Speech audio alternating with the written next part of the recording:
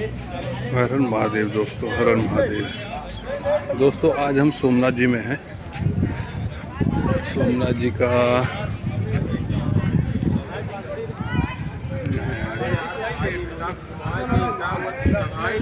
मंदिर के दर्शन पीछे अगर आप पताका देख सकते हैं मंदिर की, तो वो ये सोमनाथ जी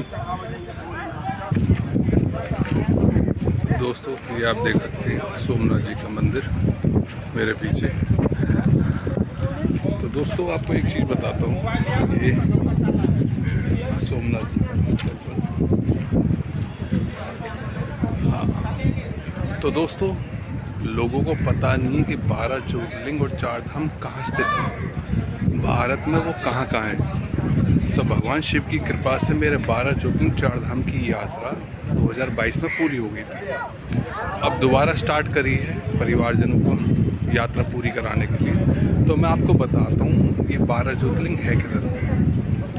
अगर हम गुजरात की बात करते हैं, स्टेट वाइज बताता हूँ दोस्तों मैं आपको। गुजरात में 2 ज्योतिर्लिंग और 1 धाम आता है। सोमनाथ जी जो पहले ज्योतिर्लिंग हैं वो, ठीक है, वो सोमनाथ में आते हैं। दूसरा अगर हम जाते हैं द्वारका, तो द्वारकाधीश जी धाम है, और वहीं आपको 15-20 किलोमीटर बाद नागेश्वर ज्योतिर्लिंग मिलता है। तो गुजरात में ये 3 माने गए हैं। अब बात करते हैं महाराष्ट्र की। महाराष्ट्र में भी 3 माने गए हैं।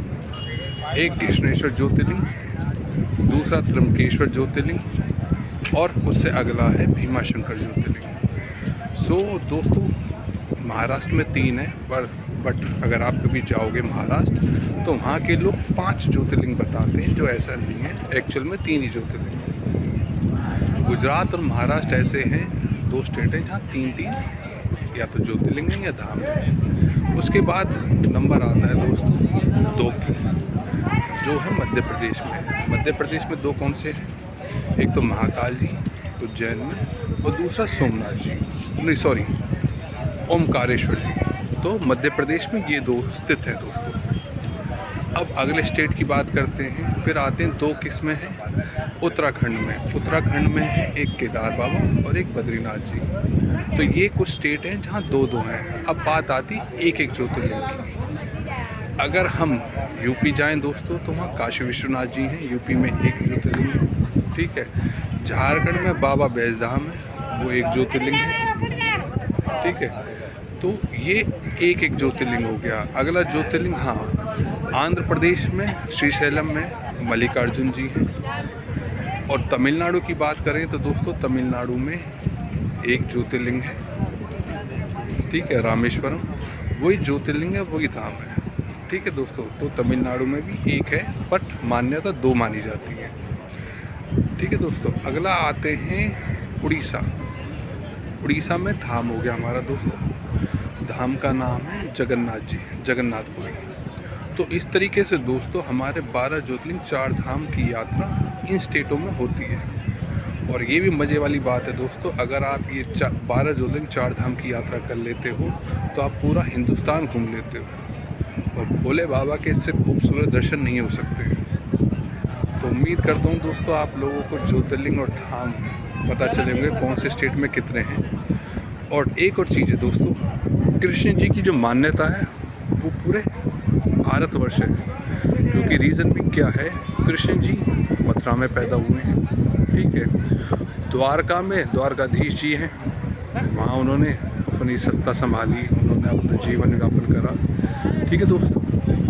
उड़ीसा में जगन्नाथ जी हैं, जहाँ कृष्ण जी हैं, सुभद्रा जी हैं और बलराम जी हैं। तो जगन्नाथ जी हुए। तो कृष्ण जी पूरे ऑल ओवर इंडिया फैले हुए हैं दोस्तों। धाम की अगर मैं स्पेशली बात करूँ, ठीक है दोस्तों।